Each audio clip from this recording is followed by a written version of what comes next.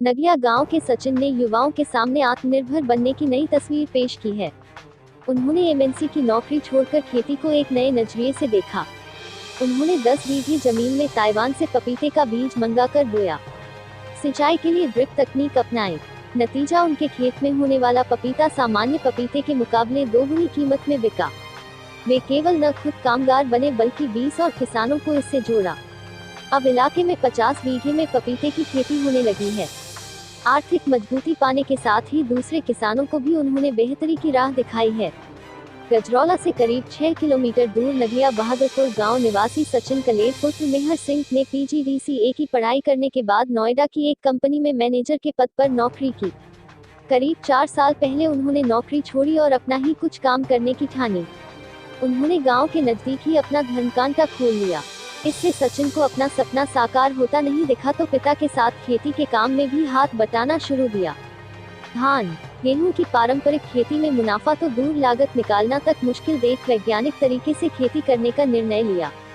Taiwan के पपीते की खेती करनी शुरू कर दी। तकनीक भी वहां की इस्तेमाल की। इस खेती से उन्हें अपना सपना साकार होता दिख रहा है। दूसरे युवा किसानों के लिए भी सचिन नजीर बने हैं। पिछले बार सचिन ने 5 बीघा पपीते की फसल की थी। इस बार उन्होंने 10 बीघा पपीते की फसल लगाई है। ये है ताइवानी तकनीक। गजरौला, इस पपीते का बीज ताइवान से मंगाया जाता है। यहाँ इसकी पौध तैयार की जाती है। क्षेत्र में अमूमन खेतों में क्यारी बनाकर पानी देते हैं, जबकि ताइवान में ड्रिप विधि से पपीते के पौधे को बूंद बूंद करके पानी दिया जाता है। सचिन ताइवान की इसी तकनीक को यहाँ अपनाते हैं। उनका मानना है कि ड्रिप विधि से पपीते के पेड़ को जरूरत के अनुसार पानी मिलता है।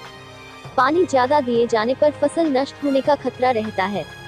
दूर जिलों तक सचिन की कामयाबी की गूंज। गजरौला, सचिन ने बताया कि अपने गांव के 3 किसानों के अलावा संभल जिले के गोहरनगर, नगला समेत कई गांवों के करीब 20 किसानों को उन्होंने पपीते की फसल के उत्पादन के लिए प्रेरित किया। वह उन किसानों के संपर्क में भी रहते हैं। समय समय पर उनकी खेती देखने भी जाते हैं। उधर सचिन के द्वारा की जा रही पपीते की खेती का कृषि विभाग ने भी सर्वे किया है। सचिन के मुताबिक पपीते का पेड़ 3 से 4 फीट की दूरी पर लगता है। इसके बीच में खाली जगह में दूसरी खेती भी की जा सकती है। उन्होंने स्वयं पपीते के साथ खरबूज व मक्का की फसल भी काटी ली है।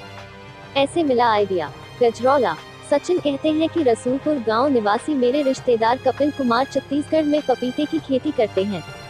उन्होंने ही मुझे पपीते की खेती करने के लिए प्रेरित किया।